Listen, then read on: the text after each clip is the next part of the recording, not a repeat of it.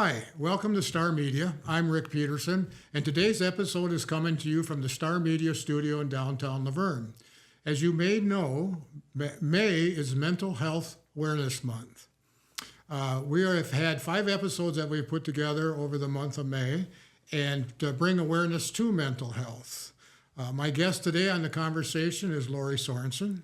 You may know her as the managing editor of the Rock County Star-Herald. Today, Lori is here to talk about brain health and Carson's cause. Welcome to the program, Lori. Thanks, Rick. Where would you like to start? Well, first of all, it seems weird to be on this side because we've done these Star Media things as the Star-Herald, but I'm honored to be able to talk about Carson's cause. We're doing a lot of good things in the community. It's okay, and been quite doing a ride. Lot of good things in the local schools, I understand? Yes. So we started out when Mike Carson died of suicide on September 13 of 2022. We found ourselves with gifts from the community when we had no idea people were this generous, and we were overwhelmed by this, and we felt called to do something with this. And so we started Carson's Cause later that year even. And we decided to use the money to improve how we talk about brain health. Okay.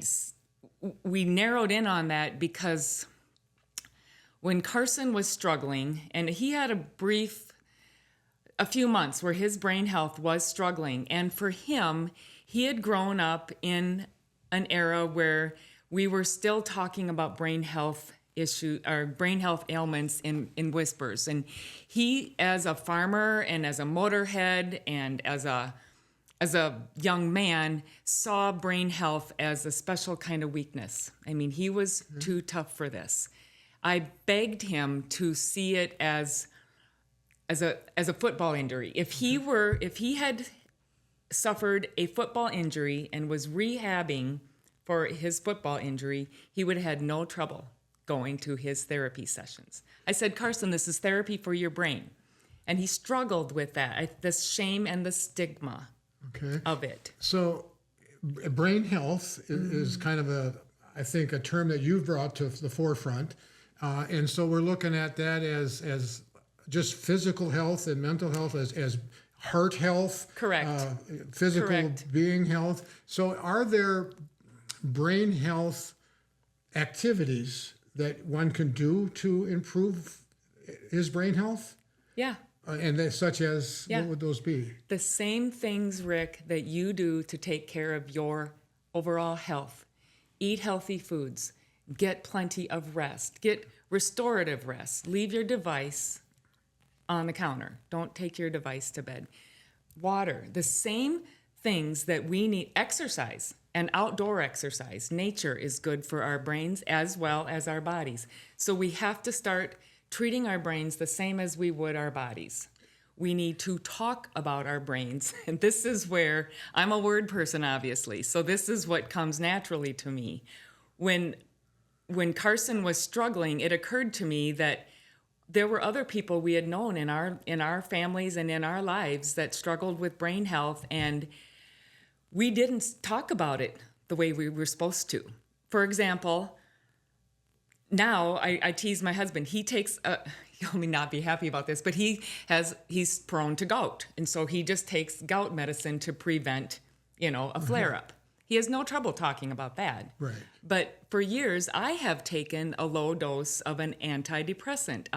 It's a half a dose of Lexapro, because I struggled about 20 years ago. I had debilitating panic attacks. Like I would wake up in my sleep and it was affecting my sleep. And lo and behold, there's a medicine for it. And it's been life-changing. But why don't we want to talk about this? I was just going to ask you, have you talked about that? And I'm talking about it now because many, many, many people are using these life-altering medications. It was life-altering for me because when you can't sleep, you can't function. And when you can't sleep, your brain health suffers and the rest of you suffers. So is the mission of Carson's Cause to bring that dialogue to the general public as common discussions? Correct. And how are you going about trying to accomplish that? Well, I always figure the grown-ups are a lost cause. We've grown up with this, so these stigmas already exist for us. Okay. Not that we can't try. We need to, like, you wouldn't ignore a heart attack. You would call 911. If someone was having a heart attack, you would do something. If somebody's having a brain health emergency, and we're not going to get into all, brain health is a little bit harder to recognize, obviously, than a broken leg or cardiac arrest, but we need to treat it the same and talk about it the same in order to reduce stigma, because when that shame and stigma is there, it prevents people from seeking help. Okay, And we know what happens when you ignore a serious brain health ailment. My son died from it. Other people can die. Okay, so you've given up on us old people.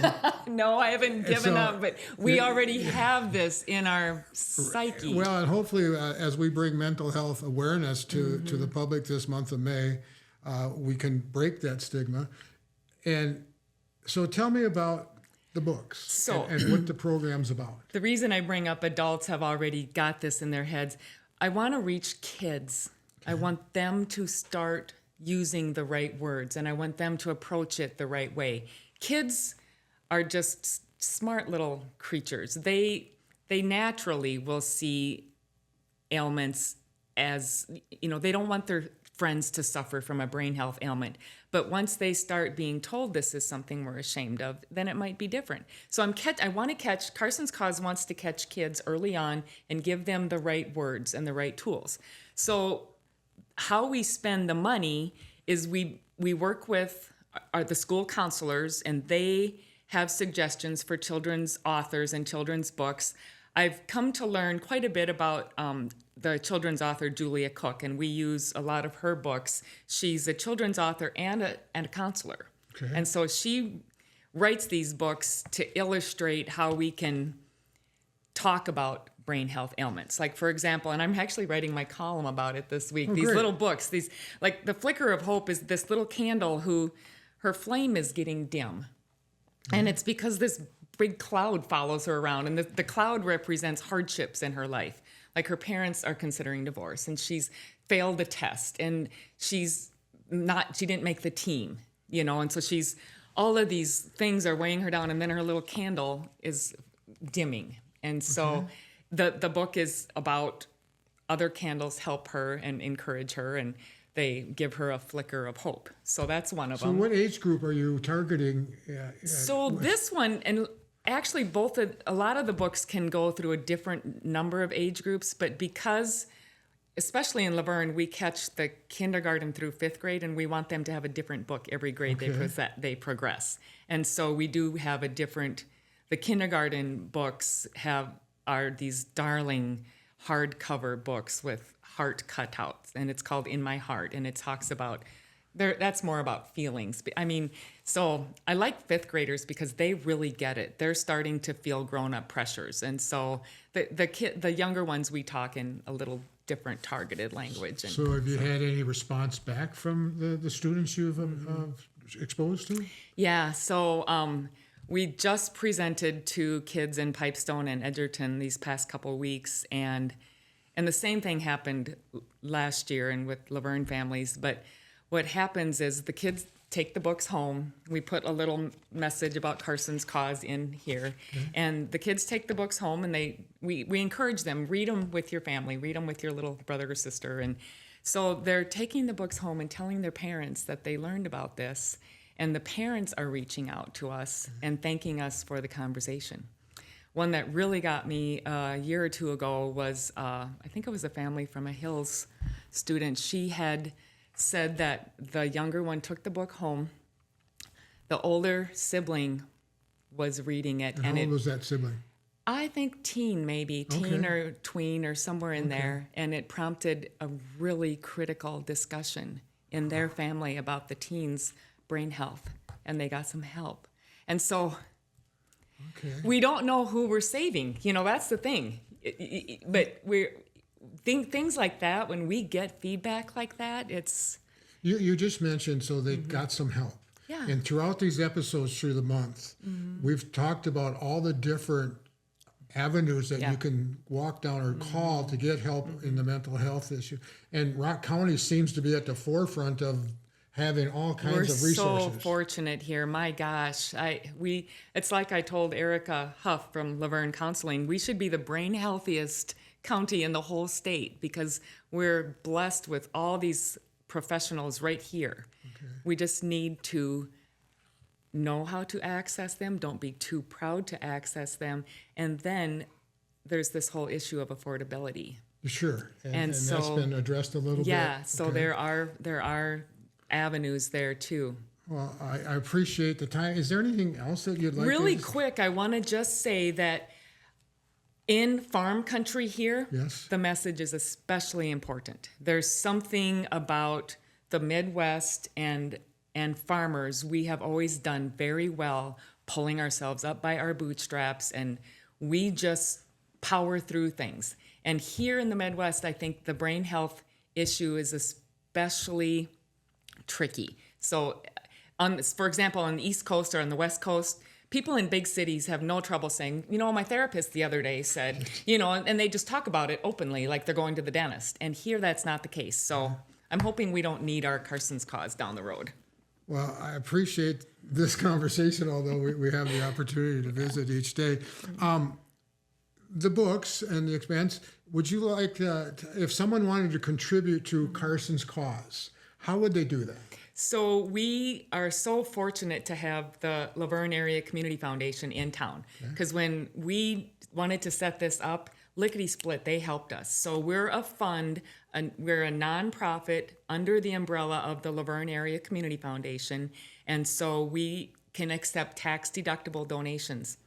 And so you just Google Carson's Cause and you find us online, and otherwise you can go to the foundation website. Okay. And it's a tax deductible contribution. Yep. And we're on. We have a Facebook page and our own website through the foundation. And also, if I can, just give a real big, short plug for our Buffalo Days. Our big, sure.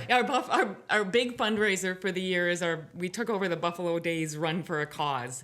The Stanford Health did it for years and years, and about the time they were letting it go, then we had the opportunity to start running it. And so it's a good thing for visibility and for families, and it's healthy. So. Okay. I had mentioned earlier about ongoing episodes. I believe we did 5 separate episodes to help bring mental health awareness to our viewers. Those 5 episodes can be viewed at starmedia.today/mental health or Star Media Facebook page. Lori, thank you for coming on and being our guest today and be a part of the whole May is mental awareness or mental health it's all or good brain stuff. health. Yeah, and I appreciate the opportunity.